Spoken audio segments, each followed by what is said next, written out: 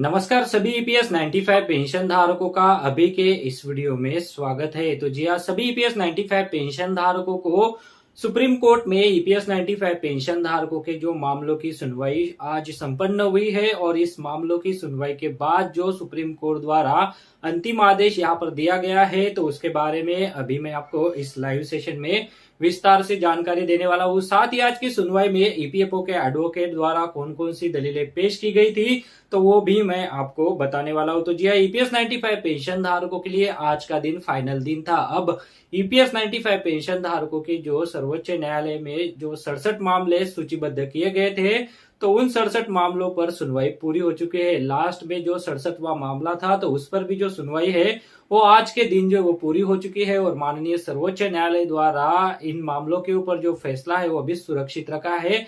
और EPS 95 pension धारकों के लिए ये जो अपडेट है तो वो काफी बड़ी है, क्योंकि ये सारी जो सुनवाई खत्म हुई है तो इसके बाद ईपीएस 95 पेंशन धारकों के जो मामले हैं तो इसके ऊपर अभी कोई भी सुनवाई फिर से नहीं होने वाली है। जो टोटल 67 केसेस थे तो उनके ऊपर सारी सुनवाई जो है वो खत्म हो चुकी है और अभी सुप्रीम कोर्ट द्वारा जो अंतिम फैसला है तो वही दिया जाना बाकी है और इसे जो है वो माननीय सर्वोच्च न्यायालय की 3 जजों की खंडपीठ द्वारा जो है वो सुरक्षित रख लिया गया है। तो जी हाँ, यह जो काफी बड़ी अपडेट थी तो वो मैं आपको दे चुका हूं। अभी हम इस वीडियो में आगे जानेंगे कि आज की सुनवाई में कौन कौन सी दलीलें माननीय सर्वोच्च न्यायालय में ईपीएफओ के अधिवक्ता और ईपीएस 95 पेंशन धारकों के अधिवक्ताओं द्वारा दी गई है, ताकि आपको पता चल जाए कि ईपीएस 95 पेंशन धारकों के पक्ष में यह जो मामला है या फिर ईपीएफओ के पक्ष में है। तो चलिए अभी ये जो डिटेल अपडेट है तो उसे जानेंगे। उससे पहले मैं आपसे सबसे रिक्वेस्ट करूंगा कि अगर आपको मेरी आवाज सही तरह से आ रही है तो वीडियो के नीचे जो लाइव चैट का ऑप्शन है तो वहां पर मुझे कमेंट कर दीजिए, ताकि हम यह जो सेशन है वो आगे कंटिन्यू कर सके।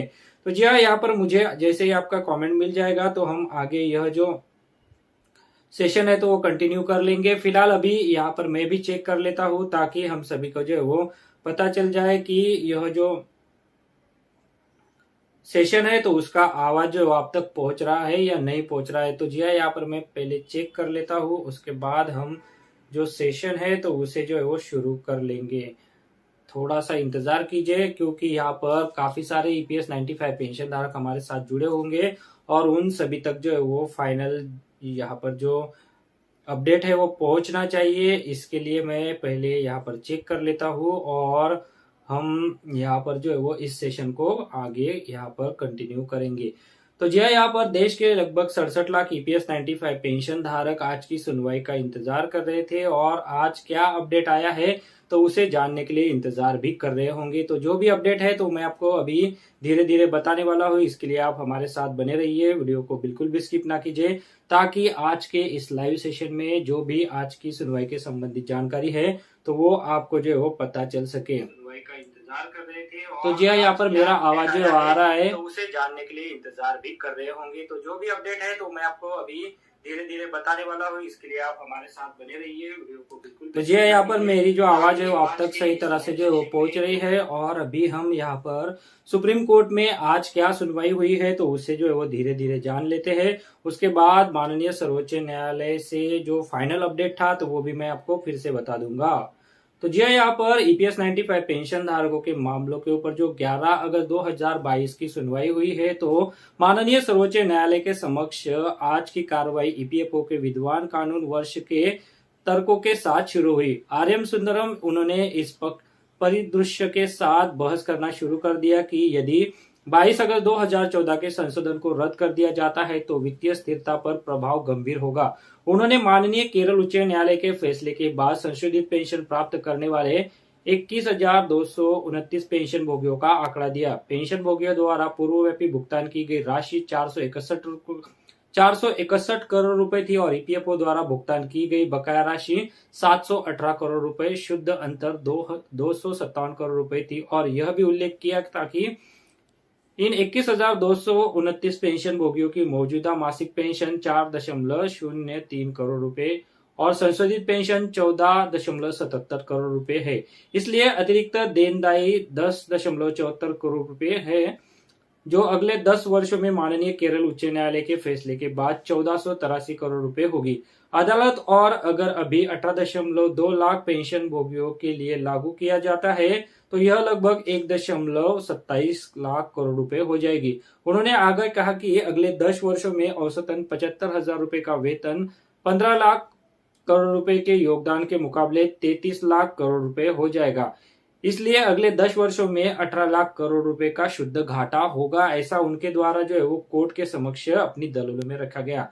माननीय न्यायाधीश ने बताया कि यदि कोई खतरनाक घंटी बज रही थी तो माननीय केरल उच्च न्यायालय के फैसले के बाद से आपकी वार्षिक रिपोर्ट में यह क्यों नहीं आई। श्री आर्यमा सुंदर ने बताया कि दोनों योजना पीएफ और ईपीएस 95 पेंशन अलग अलग है।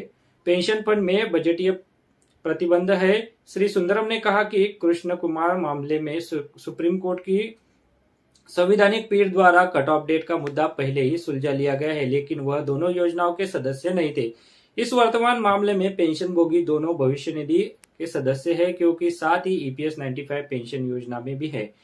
श्री सुंदरम ने निवेदन के बाद श्री शंकरन और एक अन्य वकील ने श्री सुंदरम की दलीलों का प्रतिवाद किया। अब दोपहर का भोजन जो है वो यहाँ पर समय हो चुका था। ऐसे में यहाँ पर अब तक की जो कार्रवाई है वो पूरी हो गई थी और भोजन के बाद जो ईपीएस 95 पेंशन धारकों के मामलों के ऊपर सुनवाई है तो वो भी यहाँ पर काफी महत्वपूर्ण है, तो उसे भी मैं अभी आपको बता देता हूँ। तो जी हाँ, यहाँ पर ये जो अपडेट है तो वो पूरा बताने वाला हूँ। वीडियो के साथ जो है वो आप बने रहिएगा, बिल्कुल भी यहाँ से मत जाइए, ताकि आपको आज के अंतिम सुनवाई के बारे में जो है वो पूरी जानकारी मिल सके। अब तक हमने जो है वो यहाँ पर प्री लंच सेशन में जो सुनवाई हुई थी तो उसके बारे में जानकारी ली है। अभी यहाँ पर पोस्ट लंच सेशन की जो जानकारी है तो वो भी मैं आपको देने वाला हूँ, पर थोड़ा सा इंतजार कर लीजिए। मैं यहाँ पर ये जो डेटा है वो थोड़ा एकत्रित कर लेता हूँ, फिर आपके साथ जो है वो आऊंगा, तब थोड़ा सा इंतजार।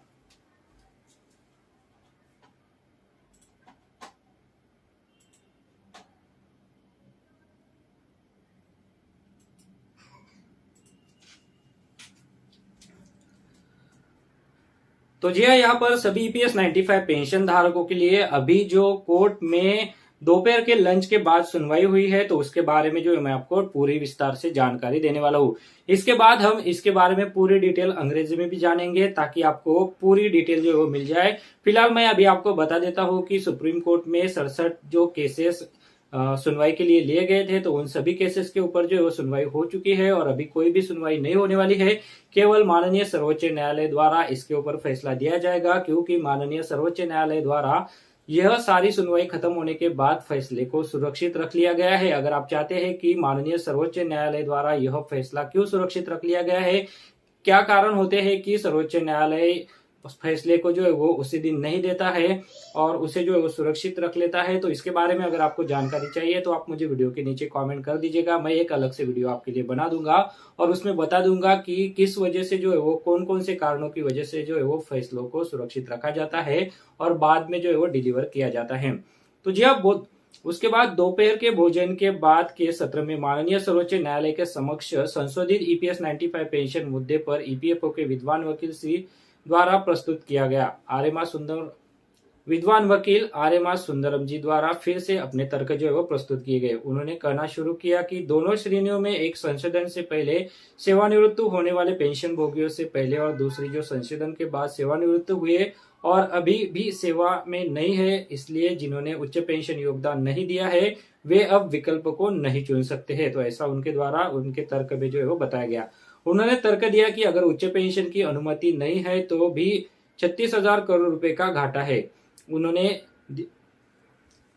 जब उच्च पेंशन के लिए कर्मचारी की सहमति आवश्यक है और दोनों इसमें पेंशन भोगियों ने नियोक्ता के साथ सहमति नहीं दी है, इसलिए अब वह उच्च विकल्प के लिए हकदार नहीं है।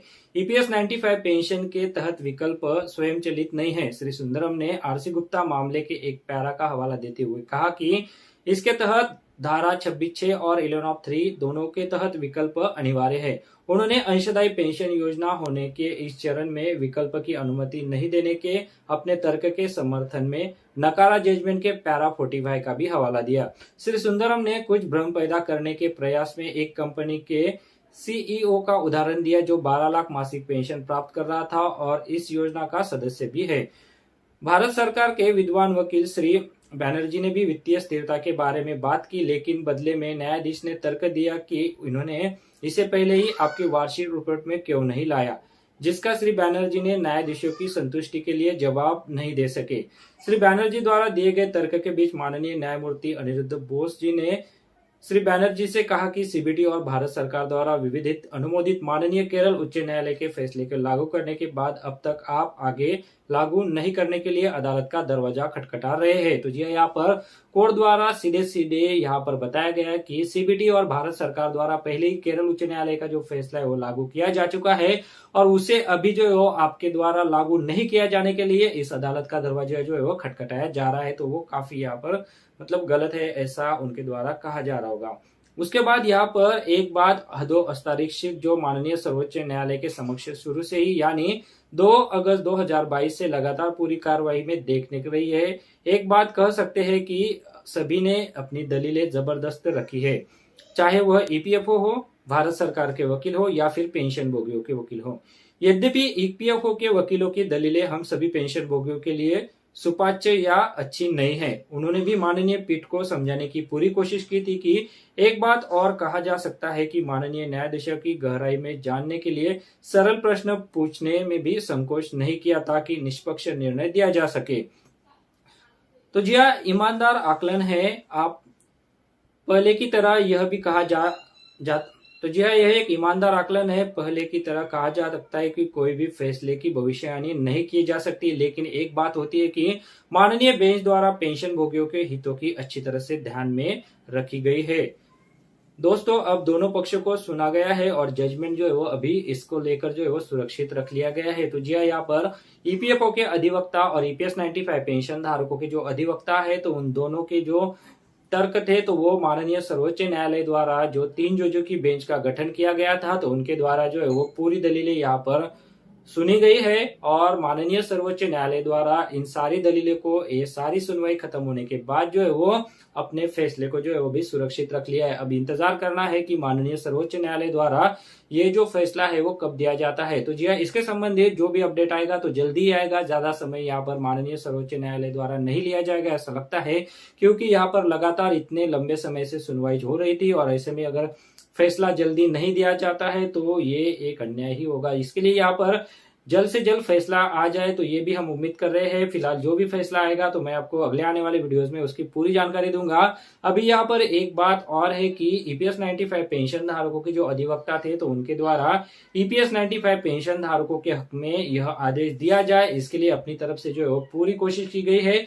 ईपीएफओ के दलीलों को यहाँ पर पूरी तरह से जो है वो खारिज करने की कोशिश की गई है। साथ ही आज की सुनवाई में माननीय सर्वोच्च न्यायालय द्वारा जो फैसला पूछा गया था, माननीय सर्वोच्च न्यायालय द्वारा ईपीएफओ और गवर्नमेंट ऑफ इंडिया के जो एडवोकेट थे तो उनको जो सवाल पूछे गए थे तो उन सवालों के ऊपर जो है वो इनके द्वारा ठीक तरह से जो है वो जवाब नहीं दिया गया है, जिसकी वजह से ईपीएस 95 पेंशन धारकों का जो पक्ष है तो वो मजबूत होता है, क्योंकि माननीय सर्वोच्च न्यायालय द्वारा जो सवाल उठाए गए तो उनका यहाँ पर जो है वो जवाब दिया जाना चाहिए। इसके लिए जो है वो कोई प्रूफ जो है वो दिए जाने चाहिए ताकि जो है वो माननीय जज महोदय का जो है वो समाधान हो सके और उनके द्वारा जो जवाब दिए जाते हैं तो वो सुनवाई के दौरान जो है वो अगला फैसला देने के लिए जो है वो कंसीडर किए जा सके। पर अभी यहाँ पर आज की सुनवाई में यह काफी एक महत्वपूर्ण मुद्दा था कि माननीय सर्वोच्च न्यायालय के कुछ सवालों के ऊपर ईपीएफओ के अधिवक्ताओं द्वारा ठीक से जवाब जो है वो नहीं दिया गया है, ताकि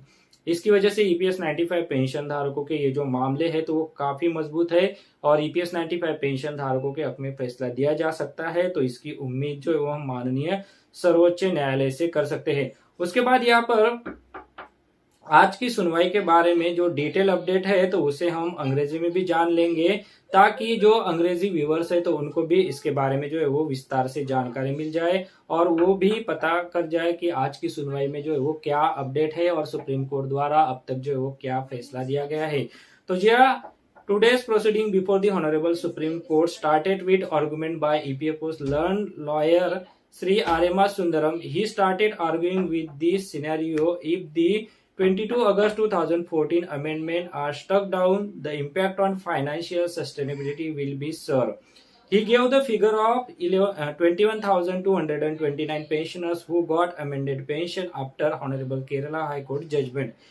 He amount paid respectively by pensioners was rupees 461 crore and the arrears paid by EPFO were 718 crore, net difference of rupees 257 crores, and also mentioned that existing monthly pension of these 21,229 pensioners is rupees 4.03 crore and revised pension is 14.77 crore rupees. Hence, additional liability is rupees 10.74 crore, which in next 10 years will be rupees 14,1483 crore after the judgment of Honorable Kerala High Court. And if the impugnate for all 18.2 lakh pensioners, that is exempted trust, it will be around 1.2 lakh crore rupees. He further said that on the average salary of rupees 75,000 in the next 10 years, liability will be rupees 33 lakh crore against the contribution of the rupees 15 lakh crore. Hence the net deficit of rupees 18 lakh crore in the next 10 years. तो जी यहाँ पर ये जो total proceeding है तो इसे आपको जो है वो पढ़ने के लिए मैं लिंक भी दे दूंगा। उस लिंक पर क्लिक करके आप ये जो पूरी प्रोसीडिंग है वो पढ़ सकते हैं, क्योंकि यहाँ पर बहुत सारी जो अमाउंट्स की बात है वो की गई है और ऐसे में यहाँ पर हम वन बाय वन अगर पॉइंट को यहाँ पर समझने की कोशिश करेंगे तो वो वीडियो जो है वो काफी लंबा हो जाएगा। इसके लिए आप जो है वो ये डिटेल प्रोसीडिंग जो है वो पढ़ सकते हैं। इसके लिए वीडियो के डिस्क्रिप्शन में मैं सारे लिंक दे दूंगा, तो उससे भी जो है आप वीडियो खत्म होने के बाद जो है वो पढ़ सकते हैं। तो जी आगे यहाँ पर जो सुनवाई हुई है तो उसके बारे में हम जान लेते हैं। Honorable judges pointed out if there was an alarm bell ringing, why not it come in your annual report since the judgment of Honorable Canara High Court. Mr. R.M. Sundaram mentioned both the scheme PF and EPS pension are different. Pension fund have budgetary restriction. Mr. Sundaram said the cut-off date issue has already been settled by the constitutional bench of the Supreme Court in Krishna Kumar case, but he was not a member of both the scheme in this presence. In this present case, pensioners are members of both the scheme Provident Fund as well as EPS 95 pension scheme. After the submission of Mr. Sundaram, Mr. Shankaran and another lawyer countered the argument of Mr. Sundaram. Now it is the lunch time and the next hearing is after the lunch. So we are going to know about the hearing after the lunch. So please be wait with us for a few minutes so we can start the detail about the today's hearing after lunch. तो ये यहाँ पर EPS 95 pension धारकों के मामलों के ऊपर ये जो सुनवाई हुई है तो उसमें जो डिटेल है तो वो अभी हम आपको बता रहे हैं। यहाँ पर हमने जो है वो हिंदी और अंग्रेजी दोनों भाषाओं में जो है वो इसके संबंधी जो भी प्रोसीडिंग है तो वो हमने यहाँ पर जानी है। अभी पोस्ट लंच सेशन के बाद जो यहाँ पर सुनवाई हुई है तो वो भी हम जान लेते हैं। Post lunch session before the honourable supreme court on the issue of amendment EPS 95 pensions started again submission given by learned lawyer of EPFO Sri Arima Sundaram. He started saying that there are two categories. One is before pensioners retired before amendment and second those who retired after amendments and are still not in service. Hence those who have not contributed to higher pension cannot be opted now. Even the higher pension is not allowed, there are deficit of rupees 36,000 crore, he argued. He had given when for higher pension consent of the employee is must and in these pensioners have not given consent along with employer. So now he is not entitled to higher pension option. Option under EPS 95 pension is not automatic. Mr. Sundaram citing one para of the RC Gupta case said that option under both section 26 of 6 and 11 of 3 under the act is mandatory. He also cited para 45 of Nakara judgment in support of this argument or in support of his argument of not allowing option at this stage being a contributory pension scheme. Mr. Sundaram, in an attempt to create some confusion, cited an example of one CEO of a company drawing a 20 lakh monthly salary and is also a member of this scheme. Then Mr. Banerjee, learned lawyer of Government of India, also talk about financial sustainability, but in return the judges argue why he had not earlier brought it in your annual report, to which Mr. Banerjee could not reply up to the satisfaction of the judges. In the midst of the argument given by Mr. Banerjee, Honorable Judge Aniruddha Bose told Mr. Banerjee that after implementing the Honorable Kerala High Court judgment duly approved by CBT and Government of India, now you are approaching the court for not implementing further it. Friends, one thing understanding who is constantly witnessing entire proceeding before Honorable Supreme Court since this start, that is from 2nd August 2022, can say one tide that everyone plays their argument forcefully, be it that is Government of India or EPFO lawyer or pensioners lawyer. Through EPFO lawyers' argument are not desirable or in good state for all of us pensioners, they had also tried their best to convince the Honorable Bench. One thing more can be said, the entire bench of Honorable Judge was quite open and receptive and did not shy to ask even simple questions in their queries. For going deeper into the issue so that fair judgment may be given. As earlier, it is also said that no one can predict the judgment, but one thing seems to be happen, that pensioners' interest will be well taken into consideration by the Honorable Bench. Friends, both the parties are now heard and judgment is reserved. तो जी हाँ, यहाँ पर दोनों पार्टियों द्वारा यानी EPS 95 pension धारकों का जो पक्ष है और ईपीएफओ का जो पक्ष है, तो उनके द्वारा जो अपनी दलीलें जो है वो दी जा चुकी है और इन सभी दलीलों को सुनने के बाद जो है वो अब ईपीएस 95 पेंशन धारकों के उच्च पेंशन के मामलों के ऊपर जो है वो अब अपना फैसला जो है वो माननीय सर्वोच्च न्यायालय द्वारा जो है वो सुरक्षित रख लिया गया है। अब ईपीएस 95 पेंशन धारकों के मामलों के ऊपर जो है वो फैसला क्या आता है और कब आता है, तो उसके लिए थोड़ा इंतजार जो है हमें करना होगा और जो भी फैसला आएगा तो वो पूरे विचार विमर्श के साथ जो है वो ही माननीय 3 जजों की बेंच द्वारा जो है वो अभी डिलीवर किया जाएगा। अब इसके बाद जो है वो कोई भी सुनवाई नहीं है और जो भी फैसला आएगा तो वो क्या रहेगा, तो उसे जो है वो जानने के लिए हम सभी इंतजार करते हैं माननीय सर्वोच्च न्यायालय द्वारा इन मामलों की सुनवाई को लेकर जो है वो क्या यहाँ पर अपडेट था, तो मैंने आपको पूरा बता दिया है। जो भी यहाँ पर दिन भर में सुनवाई होती थी, जो भी दलीलें पेश की जाती थी, तो मैं आपको 1 बाय 1 पॉइंट के साथ जो है वो बता देता था, क्योंकि आपके पास भी यह जो है वो इन्फॉर्मेशन रह सके, आपके नॉलेज के लिए यह जो इन्फॉर्मेशन है वो आपके पास रह सके। अभी फाइनल फैसला जो है वो कब डिलीवर किया जाएगा, तो उसका भी अपडेट हमें जो है वो जल्दी मिल जाएगा। जैसे ही मिलेगा तो मैं आपको वीडियो के माध्यम से उसकी जानकारी दे दूंगा। इसके लिए आप चैनल को सब्सक्राइब जरूर करके रख लीजिएगा। साथ ही ईपीएस 95 पेंशन धारकों के एडवोकेट द्वारा जो ईपीएस 95 पेंशन धारकों के मामलों को फैसला ईपीएस 95 पेंशन धारकों के हक में दिया जाए, इसके लिए जो पूरे जोर से दलीलें दी गई है, तो इसके लिए आप एक बार फिर से वीडियो को लाइक जरूर करते चलिएगा, क्योंकि सभी ईपीएस 95 पेंशन धारक जिनकी संख्या लगभग देश में 67 लाख है, वो सभी इंतजार कर रहे थे कि उनके फैसले जो है वो जल्द से जल्द माननीय सर्वोच्च न्यायालय द्वारा दिया जाए, ताकि उनको जो उच्च पेंशन का रास्ता है वो साफ हो जाए। अभी यहाँ पर सर्वोच्च न्यायालय द्वारा जो भी फैसला आएगा तो वो एक फैसला होगा, उसके बाद एक बड़ा काम हम सभी के लिए रहेगा कि ईपीएस 95 पेंशन धारकों के हक में अगर फैसला आता है तो उसके बाद जो है वो हम किस तरह से जो है वो उच्च पेंशन के लिए आवेदन करें, ताकि ईपीएस 95 पेंशन धारकों को उच्च पेंशन का जो लाभ है वो प्रदान हो सके। तो उसके बारे में भी मैं आपको समय समय पर जानकारी दे दूंगा। जो भी फैसला आएगा तो उसके बाद हम आपको जो है वो उसके बारे में विस्तार से जानकारी देंगे, ताकि आपको जो है वो उच्च पेंशन का लाभ जो है वो मिल सके। फिलहाल आज के इस वीडियो में आज की सुनवाई के संबंध में जो डिटेल जानकारी थी तो मैंने आपको दे दी है। उम्मीद करता हूं कि माननीय सर्वोच्च न्यायालय द्वारा ये जो डिटेल जानकारी यहाँ पर साझा की गई थी, डिटेल सुनवाई के बाद जो भी अपडेट था तो वो मैंने आपको दे दिया है।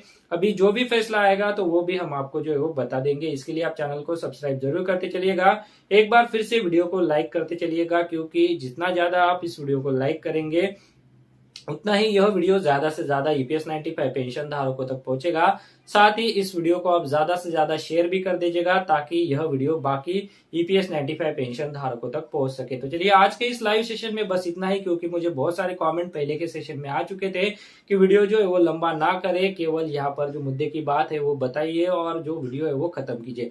तो इसके लिए मैं आप सभी से अभी बताना चाहूंगा कि हमने जो है आज की सुनवाई के बाद जो फाइनल यहाँ पर जजमेंट था, जो कि ईपीएस 95 पेंशन धारकों के मामलों के ऊपर माननीय सर्वोच्च न्यायालय द्वारा जो अपना फैसला है वो भी सुरक्षित रखा गया है और जल्दी उसे जो वो डिलीवर किया जाएगा। जैसे ही डिलीवर किया जाएगा तो हम आपको वीडियो के माध्यम से जानकारी दे देंगे। इसके लिए आप चैनल को सब्सक्राइब जरूर करके रख लीजिएगा। तो बस आज के इस वीडियो में बस इतना ही। जो भी अपडेट रहेंगे तो हम आपके लिए लेते आते रहेंगे। तब तक आप सभी को मेरा नमस्कार, शुभ रात्रि, गुड नाइट। और बस सुप्रीम कोर्ट के फैसले का थोड़ा इंतजार करते हैं और मिलते हैं एक बार फिर से एक नए सेशन में। तब तक आप सभी को मेरा नमस्कार, गुड नाइट।